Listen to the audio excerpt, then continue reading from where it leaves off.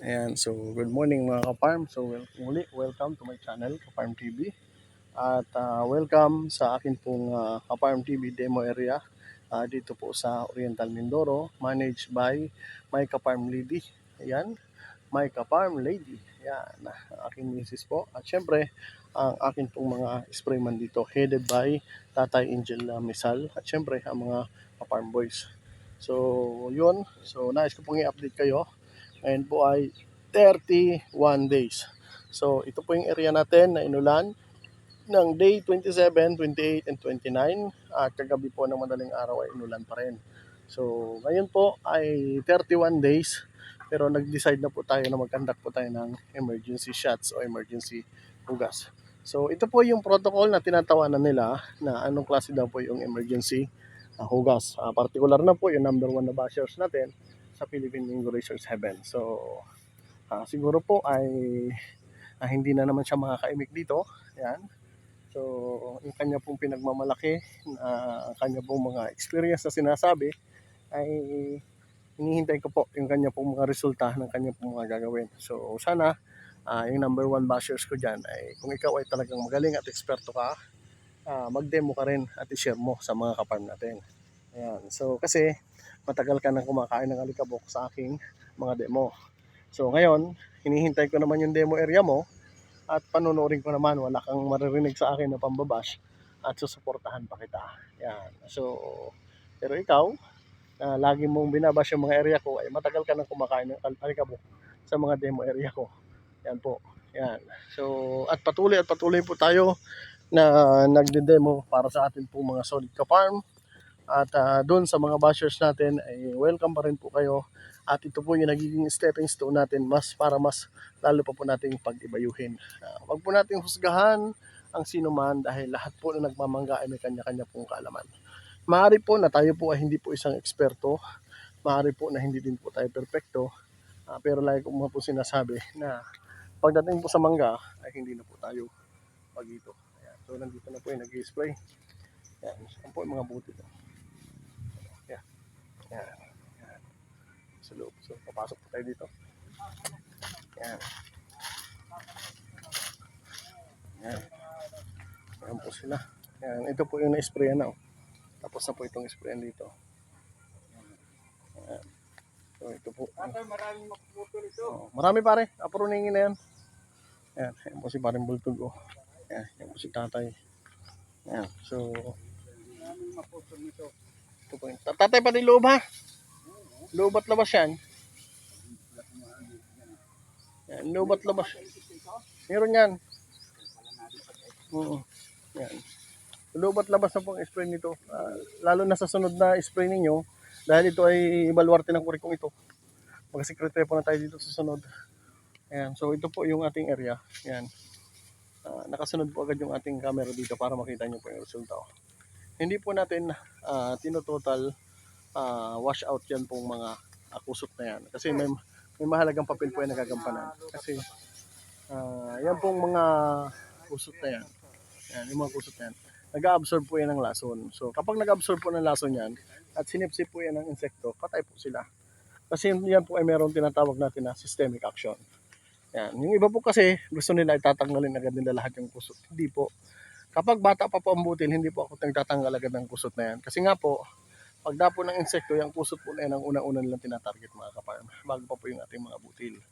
Diyan po sila sumisipsip ng katas.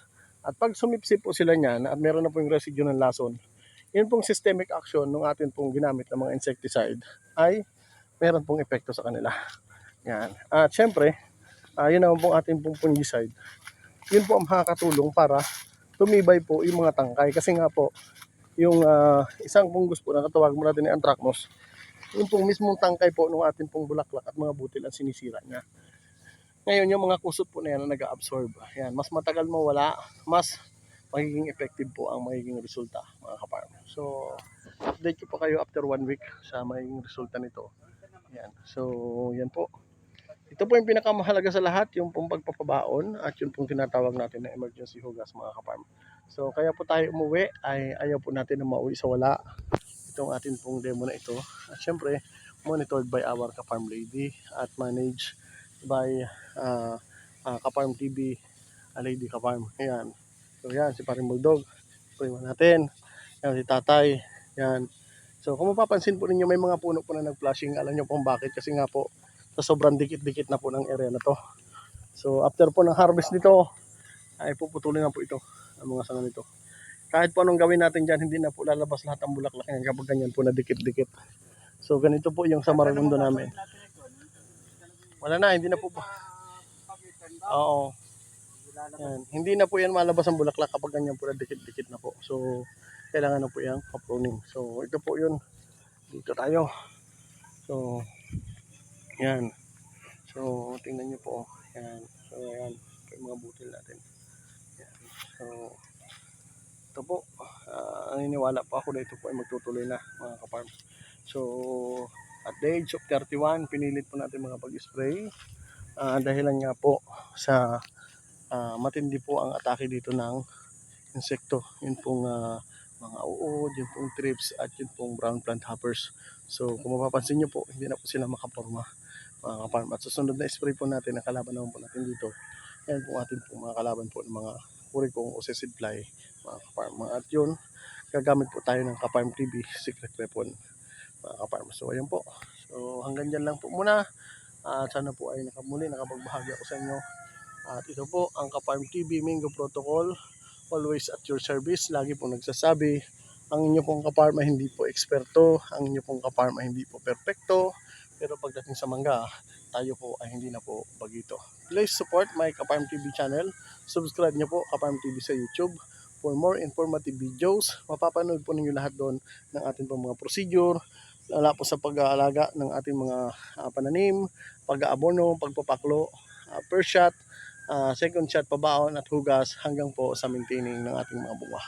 At syempre, kung kakailanganin niyo po ang exclusive service ng Ka-Farm TV, pwede po kayo mag-message sa Leonard Misal at Ka-Farm TV. Yan, pwede niyo pong i-search sa akin pong Facebook ang Leonard Misal.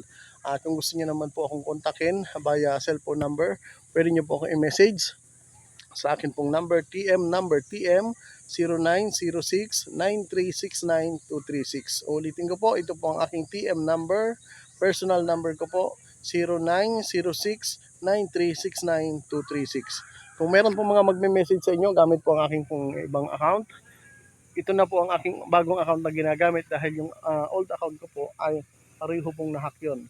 So yan po ang katotohanan yan. At medyo malaki-laki din po yung nakuha ng ating pong naging hacker mga ka-farm. So muli, God bless po, happy farming.